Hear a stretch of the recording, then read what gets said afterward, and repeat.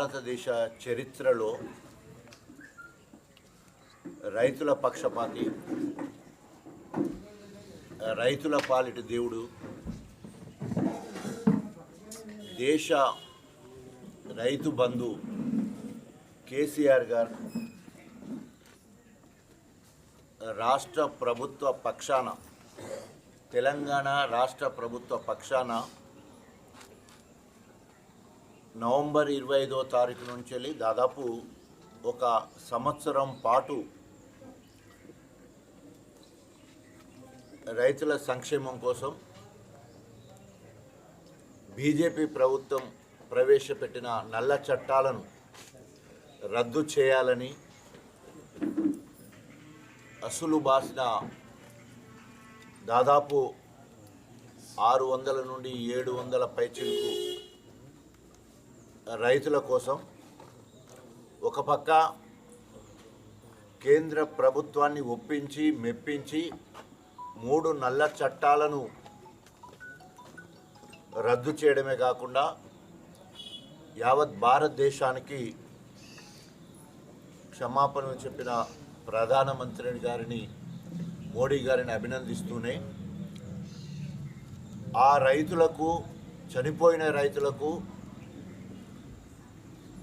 తెలంగాణ రాష్ట్ర ప్రభుత్వము ప్రతి రైతుకు 3 లక్షల రూపాయల వితరణ, అంటే రైతులకు ఇవ్వాలని ఆలోచన రావడం తెలంగాణ రాష్ట్ర ప్రజలందరే కాక భారతదేశ రైతాంగం మొత్తం కూడా ఈరోజు హర్షించే ఒక గొప్ప సందర్భం.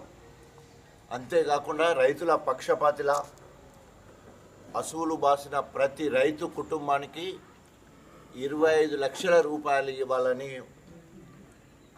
రైతు సంక్షేమం కోరే మన ప్రియతమ ముఖ్యమంత్రి కల్వకుంట్ల చంద్రశేఖరరావు గారు బీజేపీ ప్రభుత్వం పైన డిమాండ్ చేయడం, తప్పకుండా ప్రతి రైతుకు 25 లక్షల రూపాయలు ఎక్స్ గ్రేషియా ఇవ్వాలని ఒక రైతు బిడ్డగా కేసీఆర్ గారు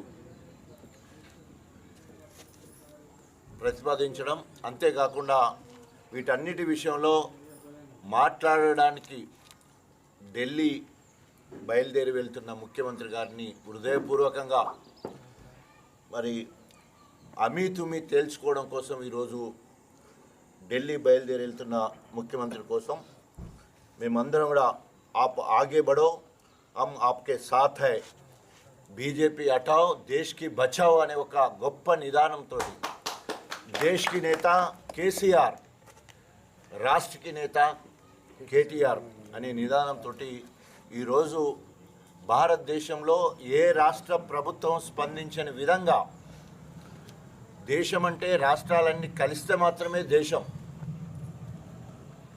ఎవరో ఒకరు స్పందించాల్సిన అవసరం ఉంది.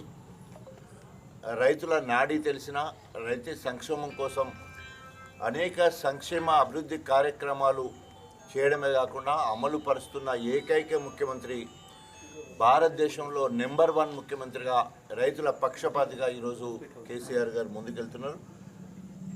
వారిని మనమందరం కూడా మన ముఖ్యమంత్రిగా చెప్పుకోవడానికి మనము టీఆర్ఎస్ పార్టీలో ప్రభుత్వంలో గర్వపడుతూ ముందుకెళ్లాలని కోరుకుంటూ, అదేవిధంగా అంతటితో ఆగకుండా ఈరోజు భారతదేశానికే ఆదర్శంగా ఏ రాష్ట్ర ప్రభుత్వం చేపట్టిన విధంగా 24 గంటల ఉచిత నాణ్యమైన కరెంట్ ఇస్తున్న ఏకైక ప్రభుత్వం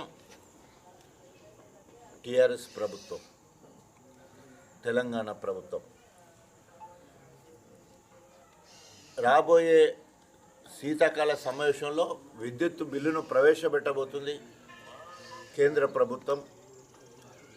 దాన్ని పూర్తిగా వ్యతిరేకిస్తూ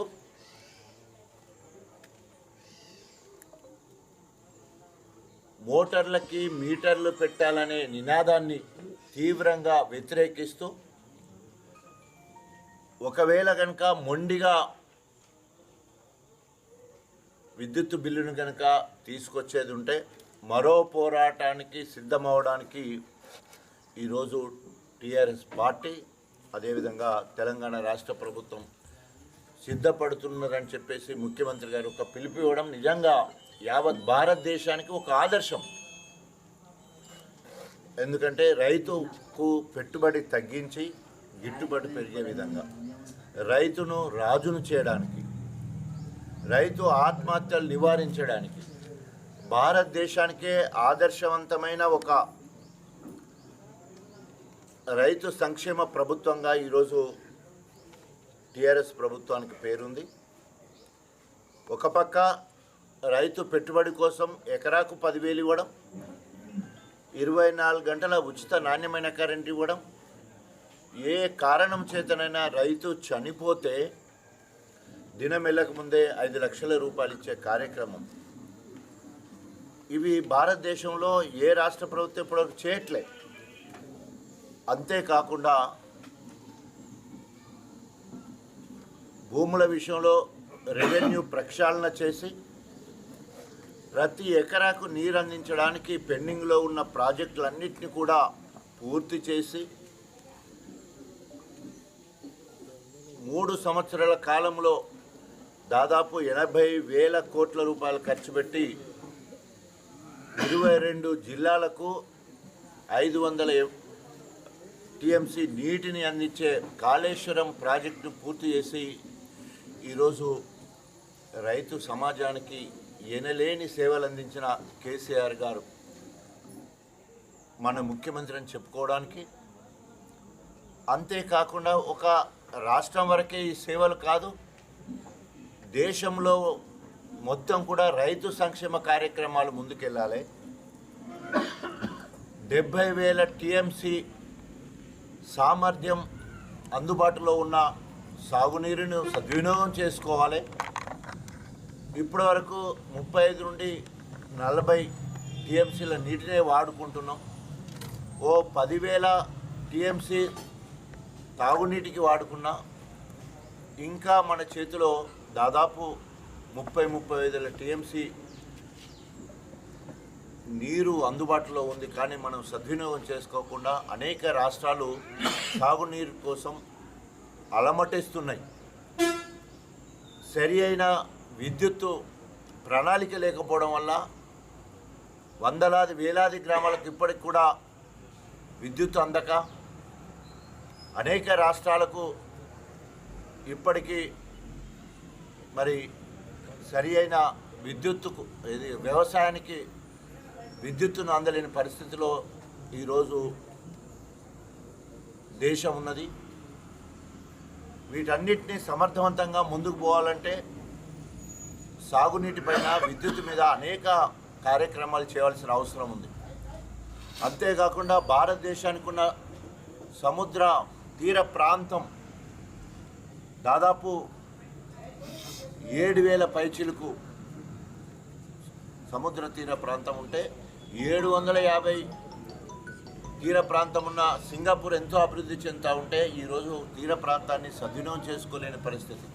ఇట్లా చెప్పుకుంటూ పోతూ ఉంటే ఒక్కొక్క రంగాన్ని అశ్రద్ధ చేసి రాజకీయ లబ్ధి కోసము ప్రజల రైతుల జీవితాలను బలి చేసే సందర్భం మనకు కనబడుతూ ఉంది.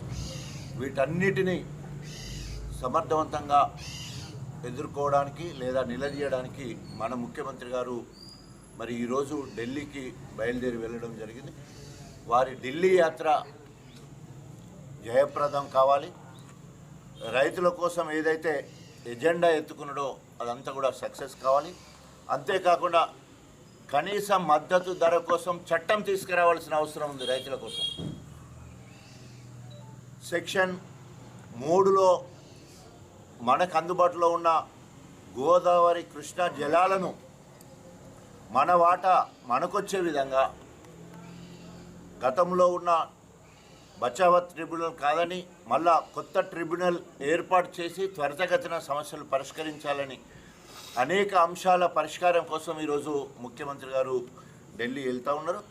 సో వారి యాత్ర దిగ్విజయం కావాలని మనస్ఫూర్తిగా కోరుకుంటూ 600 రేపు రాబోయే రోజులలో కేసీఆర్ గారు తీసుకునే రైతు సంక్షేమ కార్యక్రమాలకు, ప్రజా సంక్షేమ కార్యక్రమాలకు స్టేషన్ గన్పూర్ నియోజకవర్గం ముందు వరుసలో ఉండి వారికి మరి అన్ని రకాలుగా సహాయ సహకారాలు అందించడమే కాకుండా పూర్తి మద్దతు తెలియజేసుకుంటూ వారు ఏ పిలిపించినా ఆ పిలుపును ప్రజల్లోకి తీసుకుపోవడానికి స్టేషన్ గన్పూర్ నియోజకవర్గం ఒక వారధిగా ఉంటుందని చెప్పేసి తెలియజేసుకుంటూ ఈ కార్యక్రమంలో పాల్గొన్న ప్రతి ఒక్కరికి మరి హృదయపూర్వక అభినందనలు కృతజ్ఞతలు తెలియజేసుకుంటూ సెలవు.